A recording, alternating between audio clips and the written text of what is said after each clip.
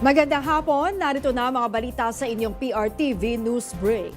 Umabot na sa 57 ang bilang ng mga nasawi sa lumubog na MV Tricia Kirstine 3 matapos ma-recover ang 3 pang katawan kahapon, February 15. Ayon sa Philippine Coast Guard, nananatili sa search and rescue ang operasyon at nagpapatuloy pa sa ngayon ang ginagawang diving operations. Nakapagtala ang PCG ng 293 survivors. Samantalang 22 pa rin ang hinahanap, kabilang na ang kapitan ng barko. Nauna nang sinabi ng DOTR na posibleng overloading ang naging dahilan ng paglubog ng MV Tricia Kirstine 3 sa Baluk-Baluk Island sa Basilan noong nakaraang buwan.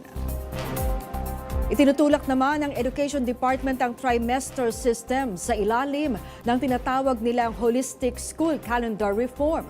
Ayon kay Education Secretary Sonny Angara, ito ay para sa gagawin din nilang reforma sa school calendar. Naniniwala ang DepEd na sa ilalim ng trimester system, matitiyak ang tama at pasok na learning blocks na sakop ang academic, co-curricular at extracurricular activities. Magkakaroon dito ng mas mahaba at mas flexible na instructional period, mababawasan ng teacher workload at magbibigay ng higher quality instruction sa pamamagitan ng pinalakas na organisasyon sa academic year.